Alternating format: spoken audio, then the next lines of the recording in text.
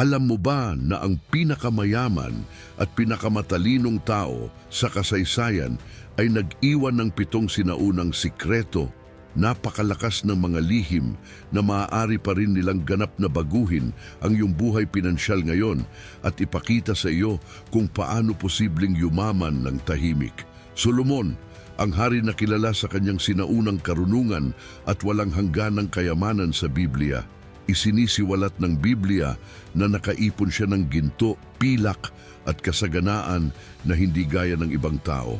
Ngunit ang halos walang nakakaalam ay ang tunay, tahimik na kayamanan ay wala sa ginto, ngunit sa mga nakatagong prinsipyo na tinatawag nating karunungan ni Solomon. At ngayon, ibubunyag ko sa iyo ang 7 lihim ni Haring Solomon na makapagpapayaman sa iyo sa katahimikan. Ang bawat sikreto ay parang susi at kung mawala ang huli, hindi mo mauunawaan ang buong bagay. Kaya manatili sa akin hanggang sa wakas dahil ang ika-7 lihim ang pinakamahalaga sa lahat. Isang lihim, ang kayamanan ay nagsisimula sa karunungan, Kawikaan 7. Malinaw na sinabi ni Solomon, ang karunungan ang pangunahing bagay. Nangangahulugan ito na bago ang anumang ginto, pilak o palasyo, mayroong isang bagay na hindi nakikita ngunit walang katapusan na mas makapangyarihan. Ang tunay na kaunlaran ay hindi nagsisimula sa mga numero sa isang bank account ngunit sa matalinong mga desisyon. Maraming tao ang gumugugol ng kanilang buong buhay sa paghabol ng pera ngunit nananatiling nakulong sa utang dahil hindi nila natutunan ang mga pangunahing kaalaman. At kung huminto ka sandali at tinanong ang iyong sarili, anong mga desisyon mula kahapon ang tumutukoy sa aking kahirapan ngayon? Marahil ay matanto mo na ang karunungan na iyong tinanggihan ay nagkakahalaga sa iyo ng higit pa kaysa sa iyong inaakala. Naunawaan ni Solomon na ang kaalaman ay tulad ng isang binhing itinanim sa matabang lupa. Ang mga nagpapahalaga sa pag-aaral ay umaani ng pagpaparami. Ang mga hindi binabaliwala ang karunungan ay nagdurusa sa pag-aaksaya. Kaya naman humingi siya ng payo, nakinig sa matatanda at natuto sa mga pagkakamali ng mga naunang hari. Ngayon, sa ating panahon, ito ay isinasalin sa paghahanap ng espiritual na edukasyon sa pananalapi, pag-aaral ng mga pamumuhunan at pag-aaral na magplano bago gumastos. Ilang beses ka nang nag-aksaya ng mga mapagkukunan dahil lamang sa mabilis mong desisyon nang hindi naghahanap ng pangunawa. Iyan ang pagkakaiba sa pagitan ng karunungan ng mga ninuno at ng mga bitag ng kamangmangan. Kung si Solomon ay nakatayo sa harap mo ngayon, maaari niyang sabihin, huwag mong hangaring yumaman kaagad, hanapin mo munang maunawaan. Dahil kapag nakakuha ka ng karunungan, ang pera ay nagiging resulta, hindi isang layunin. Ito ay tulad ng isang ina na nagtuturo sa kanyang anak na magluto. Hindi lamang niya ibinibigay ang natapos na ulam, ngunit binibigyang kapangyarihan sila na pakainin ang kanilang sarili habang buhay. Ang karunungan ay gumagana tulad nito. Isang tahimik na kakayahang magparami ng mga nakatagong kayamanan sa paglipas ng panahon. Kung wala ito, mawawala ang anumang mana, premyo o sweldo. Sa pamamagitan nito, kahit isang maliit na mapagkukunan ay maaaring maging isang pamana. Ang karunungan ni Solomon ay nagpapakita sa atin na ang pagiging mayaman sa katahimikan ay hindi tungkol sa pagpapakitang gilas ng mga agarang tagumpay, ngunit tungkol sa pag-iipon ng pangunawa na nagdudulot ng matatag na kaunlaran. Ito ay tungkol sa paggawa ng matatalinong desisyon na kakaunti lamang ang nakakapansin, tulad ng isang taong lihim na nagtatanim at umaani ng sagana. Tanungin ang iyong sarili, ilang mga pagkakamali sa pananalapi ang naiwasan ko kung nakinig ako sa payo. Makapangyarihan ang refleksyon na ito dahil inilalantad nito ang katotohanan. Ang kahirapan ay kadalasang bunga ng hindi pagpansin sa mga sinaunang babala. Sinabi na ng Biblia, ngunit iginigiit namin na maghanap ng mga shortcut na wala. Ang unang lihim na ito ay umaakay sa atin na makita ang buhay bilang isang bukas na aklat ng mga kawikaan. Sa bawat desisyon, sumulat ka ng isang linya ng iyong kwento sa pananalapi. Ang ilan ay nagsusulat ng mga kabanata ng pagkabigo. Ang iba, ginagabayan ng karunungan, ay bumuo ng mga pahina ng kasaganaan at layunin. At sa gayon, ang tila hindi nakikita ay nagiging nasasalat na kayamanan. Ngunit hindi tumigil doon si Solomon.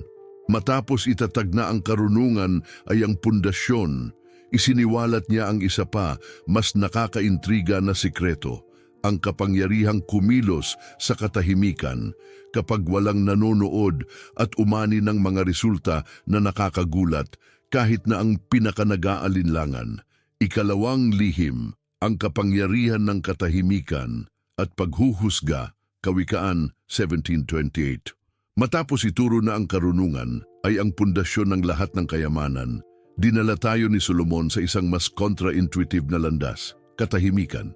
Isinulat niya na kahit ang isang hangal, kapag tahimik ay itinuturing na matalino.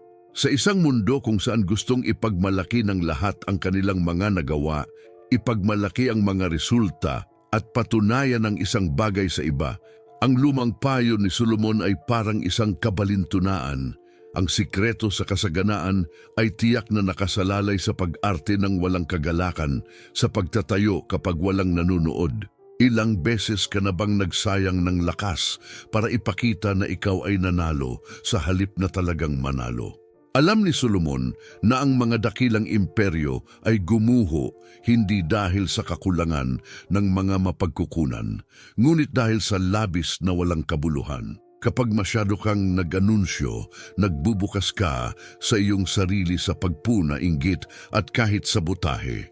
Maaga niyang natutunan na ang tunay na kasaganaan ay isinilang sa katahimikan at lumalayo mula sa mga mata ng prying. Isipin ang pinakamahuhusay na mamumuhunan at negosyante sa ating panahon. Hindi sila gumugugol ng oras sa pagpapakitang gilas, ngunit patuloy na nagtatrabaho. At kung mas inilihim mo ang iyong mga plano sa halip na ibunyag ang mga ito ng maaga, gaano karaming rewarding ang iyong natamo? Ang katahimikan ay parang invisible safe. Pinoprotektahan nito ang iyong mga proyekto hanggang sa tumanda ang mga ito. Kung paanong hindi ibinunyag ng isang ina ang mga detalye ng kanyang pagbubuntis bago ang tamang oras, hindi mo rin dapat ilantad ang mga hindi pa nabubuong panaginip. Ang ingay ay nakakaakit ng maling tao, ngunit ang katahimikan ay umaakit sa tamang oras. Iyan ang kagandahan ng payo ng Biblia. Ito ay hindi lamang espiritual, ito ay praktikal, ito ay madiskarte, ito ay purong katalinuhan. Ilang pagkakataon na ba ang napalampas mo dahil nagsalita ka bago kumilos? Iyan ang bigat ng hindi pagsunod sa payo ni Solomon. Ang pamumuhay ng maingat ay hindi nangangahulugan ng pagtatago mula sa mundo. Sa halip ay bantayan ang lakas ng iyong mga aksyon. Para siyang mandirigma na hindi nagbubunyag ng kanyang diskarte bago ang labanan. Ipinakikita ni Solomon na ang pagiging mayaman sa katahimikan ay nangangahulugan ng pagpili sa pagpapasya bilang isang kalasag at pagiging matatag bilang isang tabak.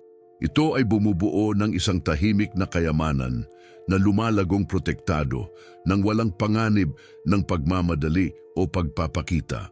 Kung ngayon ay maaari mong repasuhin ang lahat ng mga sandali kung kailan ka nagsalita ng higit sa dapat mong gawin, gaano karaming pinsala ang naiwasan mo.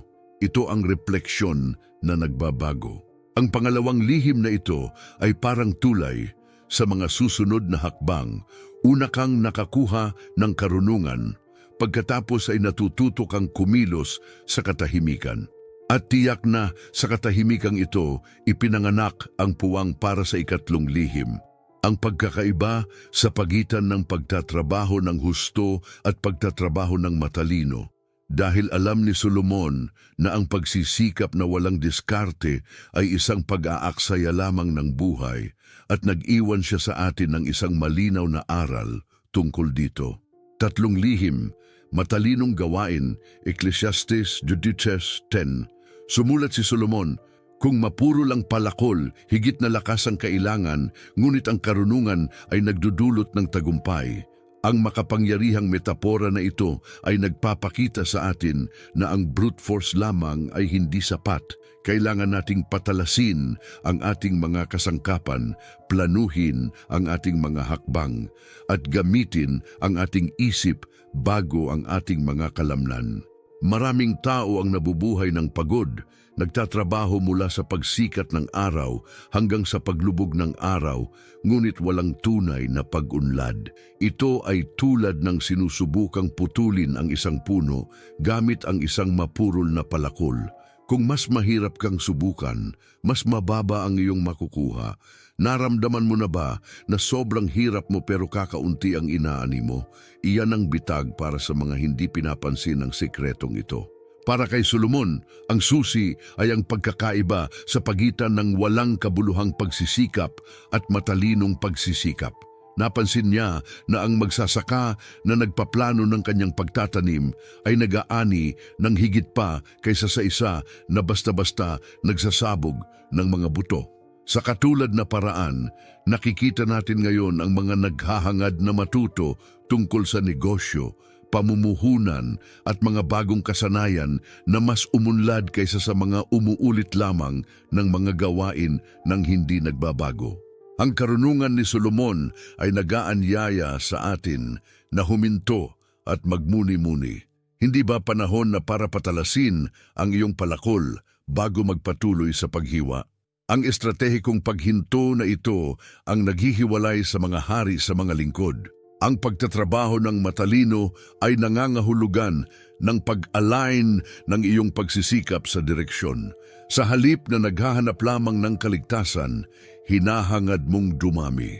Ito ay tulad ng isang matalinong babae na kapag inaayos ang kanyang tahanan ay hindi lamang nag-aayos, ngunit binabago ang bawat detalye sa isang espasyo ng kasaganaan. Ang pananaw na ito ng inilapat na diskarte ay bumubuo ng mga eksponensyal na resulta. Ipinapakita sa atin ng sinaunang karunungan na ang pagiging mayaman sa katahimikan ay hindi tungkol sa pagtakbo ng mas mabilis, ngunit tungkol sa paglalakad sa tamang direksyon. Ilang taon na ba ang nasayang mo sa pagsisikap na manalo sa pamamagitan ng pagod sa halip na kalinawan? Naunawaan ni Solomon na kahit ang pinakamakapangyarihang puwersa ay humihina ng walang diskarte. Ang leon ay maaaring malakas, ngunit ang pastol na nakakaalam ng daan ay maaaring mapaamo ito. Totoo rin ito sa mundo ng pananalapi. Ang mga nakakaunawa sa mga prinsipyo ng espiritual na edukasyon sa pananalapi ay nagtatagumpay kahit na may mas kaunting mga mapagkukunan. Hindi ang dami ng pagsisikap ang nagpapasya, ngunit ang kalidad ng diskarte. Kung naglaan ka lamang ng isang araw ng pagmumuni-muni bawat linggo, nire-review ang iyong mga pinili, gaano karaming basura ang maiiwasan mo? Ang karunungan ay batong pantasa ng palakol ng buhay. Ang ikatlong lihim na ito ay natural na kumukonekta sa susunod. Kung ang pagsisikap lamang ay hindi sapat, kailangan ding malaman kung paano hatiin ang pagsisikap na iyon sa maraming direksyon.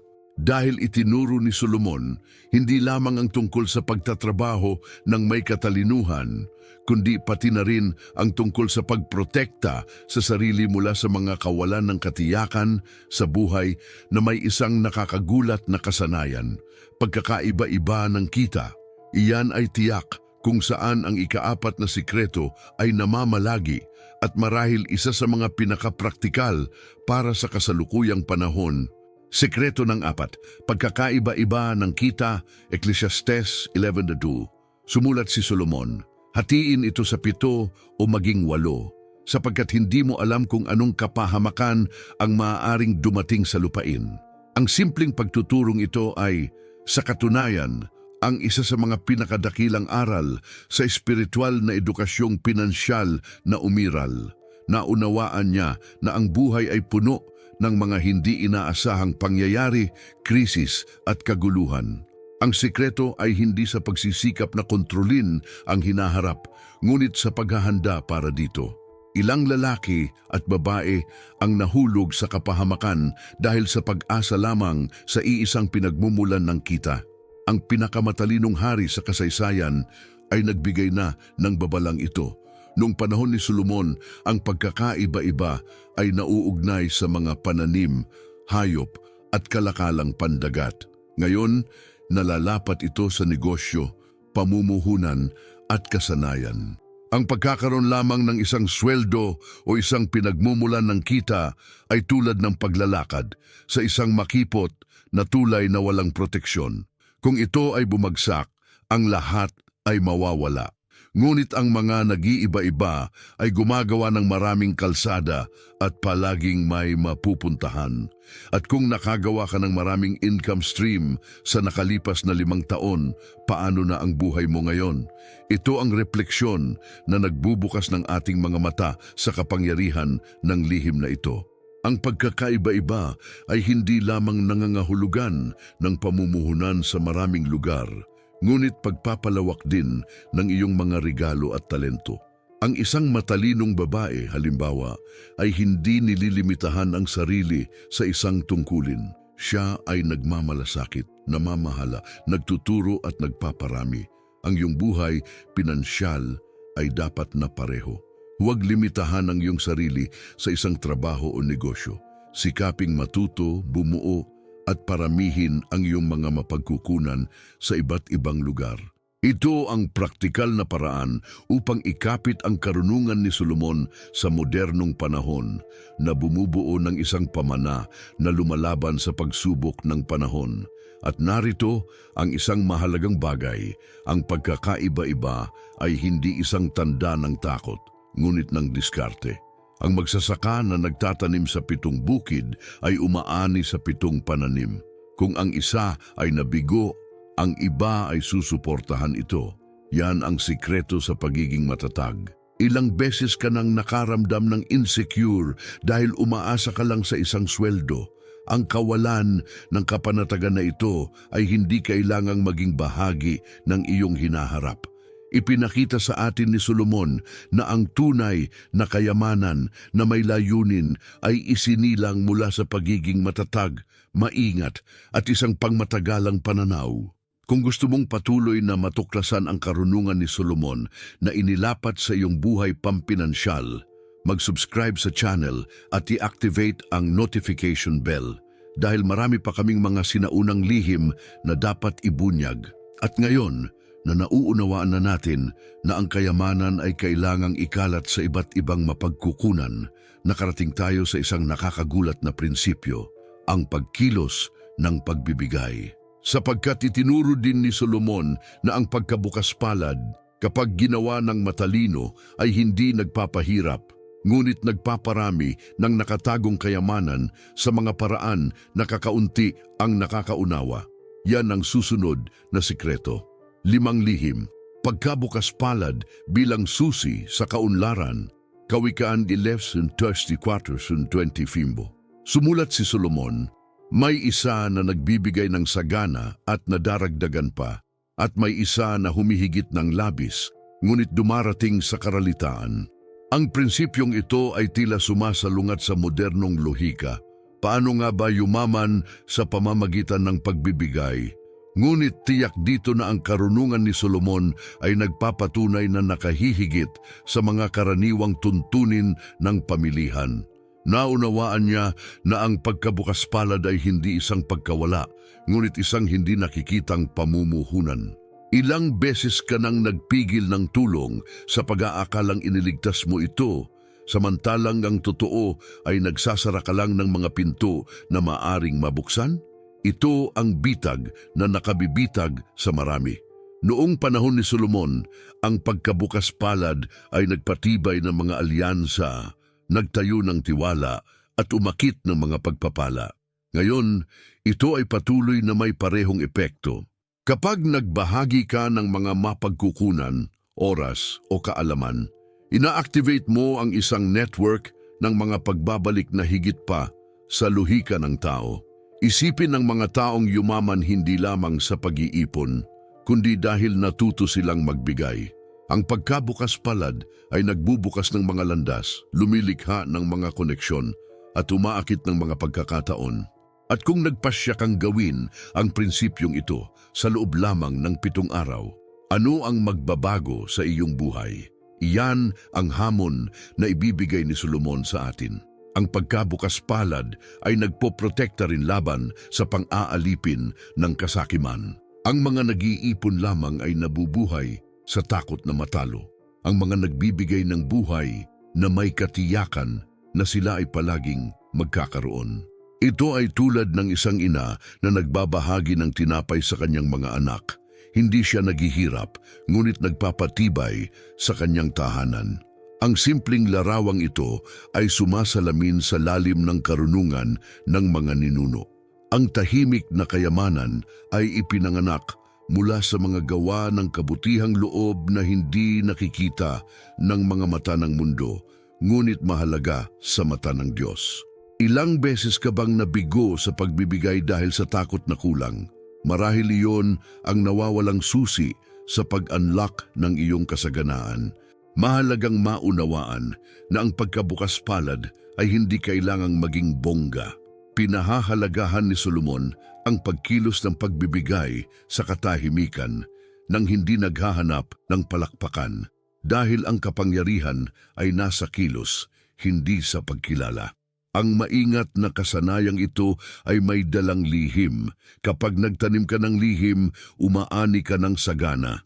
Nalalapat ito sa pananalapi, relasyon, at kahit na mga profesional na pagkakataon. Ang mga tumulong ng tahimik, nang hindi inaasahan ng agarang pagbabalik, ay umaani sa takdang panahon. Ito ay isa sa mga pinakadakilang sinaunang lihim na nananatiling nakalimutan hanggang ngayon. Kaya nakikita natin na ang pagkabukas palad ay hindi lamang isang espiritual na kabutihan, ngunit isang praktikal na diskarte sa pananalapi. Yaong mga nagbibigay ng bukas na pinto, ang mga nagpipigil ng malapit na landas. Ito ang banal na matematika na naunawaan ni Solomon at nalilito pa rin sa mga umaasa lamang sa luhika ng tao. Ngunit hindi siya tumigil doon. Dahil pagkatapos magsalita tungkol sa kahalagahan ng pagbibigay, ipinaalala niya sa atin ang isang bagay na parehong mahalaga, disiplina at pagkakapare-pareho. Dahil walang silbi ang pagiging bukas palad kung walang consistency sa pagbuo, hakbang-hakbang. Ika-6 na lihim, ang kahalagahan ng disiplina at pagkakaayon, Kawikaan 13:11. Sumulat si Solomon, ang yaman na mabilis na natamo ay bababa, ngunit ang sinumang nagtitipon ng paunti-unti ay dadagdagan iyon. Ang pariralang ito ay isa sa pinakamasakit laban sa pagmamadali ng tao. Alam niya na ang pinakamalaking kaaway ng kasaganaan ay hindi kahirapan, ngunit kawalan ng pasensya. Marami ang nagnanais ng mga shortcut, madaling mga scheme at agarang resulta, ngunit nauwi sa pagkawala ng lahat. Totoo, ang tahimik na kayamanan ay ipinanganak mula sa patuloy na pag-iipon, pang-araw-araw na disiplina at pagtitiyaga ng mga taong marunong magtanim ngayon upang anihin ang bukas. Ilang beses ka nang natalo dahil ayaw mong maghintay. Ang disiplina ay parang magsasaka na nagdidilig sa kanyang bukid araw-araw. Hindi niya agad nakikita ang bunga, ngunit alam niyang mahalaga ang bawat patak. Ang buhay pinansyal ay pareho. Nag-iipon ng maliliit na halaga, regular na namumuhunan, laging natututo. Unti-unti, ang hindi nakikita ay nagbabago sa nakikitang kasaganaan.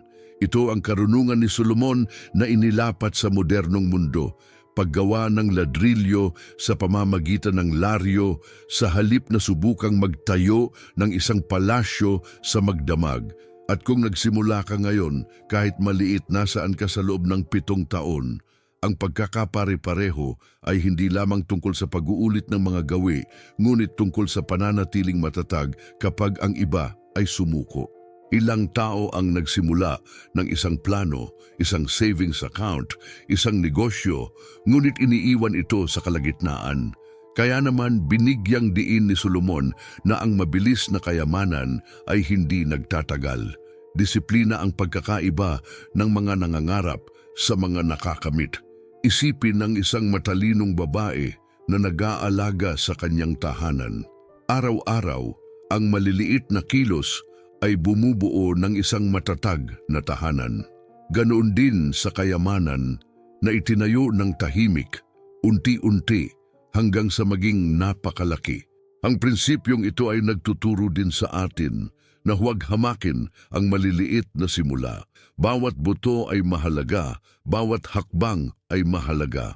Alam ni Solomon na marami ang nasiraan ng loob dahil hindi nila nakikita ang mabilis na resulta, ngunit doon mismo ang karamihan ay nabigo.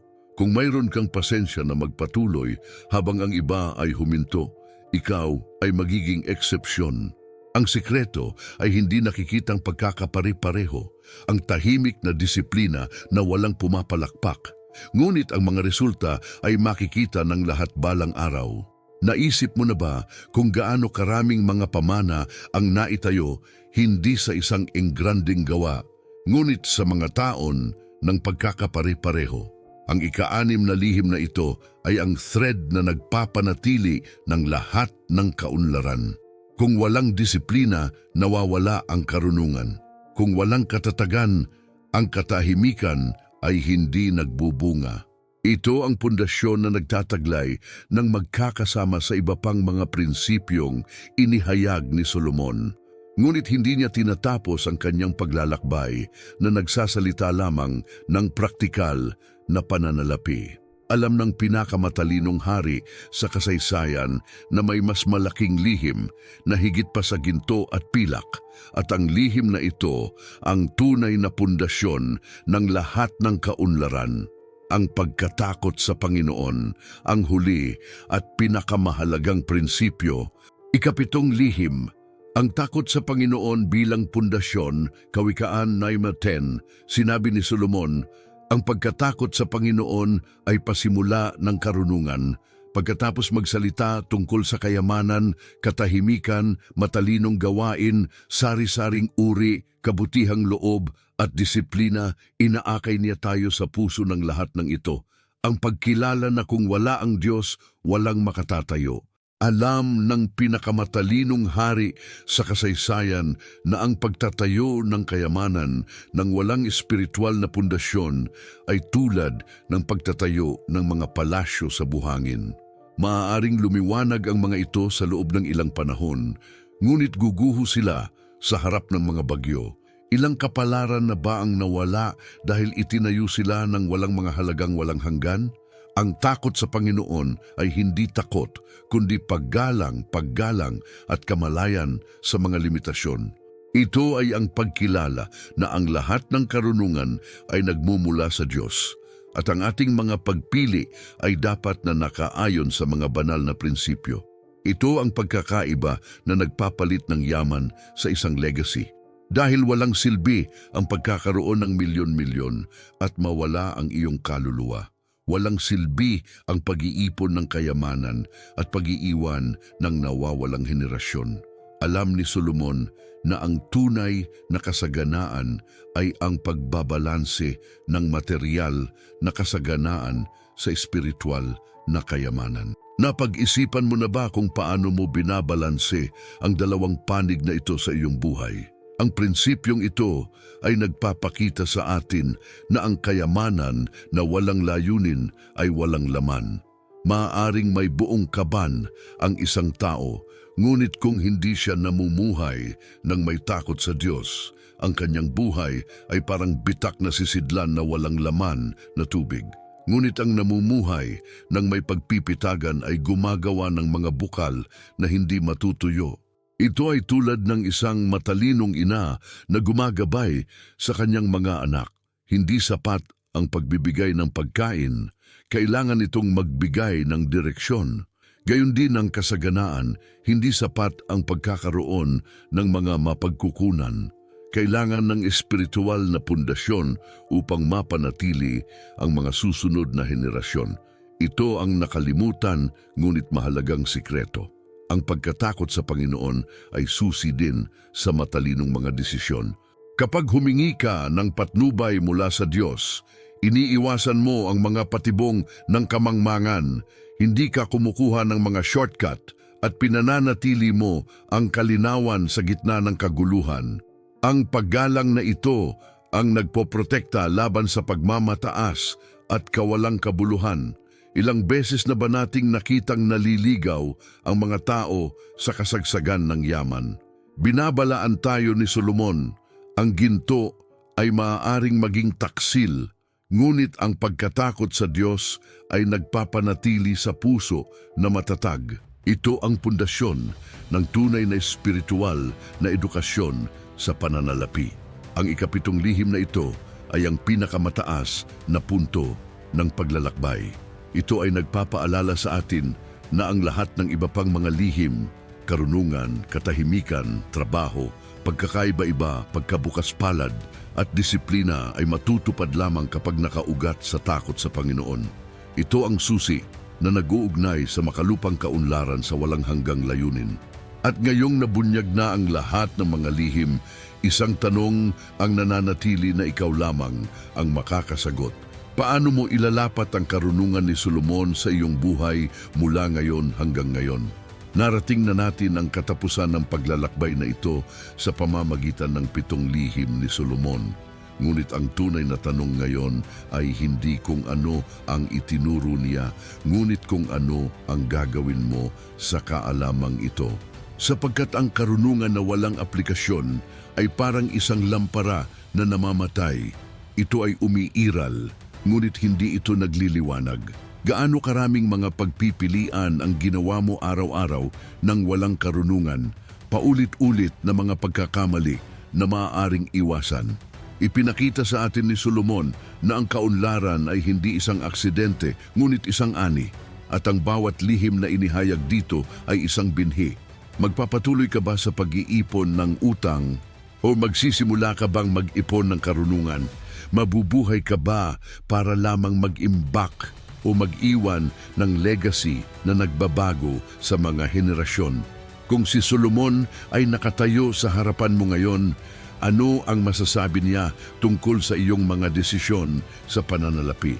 Ang mga tanong na ito ay hindi nila yon para makonsensya ka, ngunit upang itaas ang kamalayan.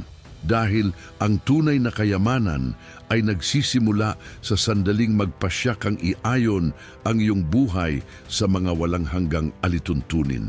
Ang tahimik na kayamanan ay hindi lamang pera. Ito ay kapayapaan, ito ay layunin, ito ay pamana. Pag-isipan ito, ilang beses ka nang naghanap ng mga shortcut habang sinusunod ng matatalino ang mga lumang prinsipyo. Ito ang oras upang pumili ng isang bagong landas. Kaya inaanyayahan kita, ilapat ang mga lihim na ipinahayag. Magsimula sa maliit, ngunit simulan ngayon. Pumili ng isang lihim at isabuhay ito sa loob ng 7 araw at tingnan kung ano ang mga pagbabago sa iyong buhay.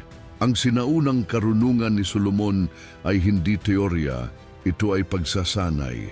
At laging iba ang kinabukasan ng mga nagpasyang mag-apply nito. Ikaw ay isang piraso ng payo mula kay Solomon mula sa pagbabago ng iyong buhay, pinansyal. At bago ka umalis sa video na ito, mag-subscribe sa channel at i-activate ang notification bell.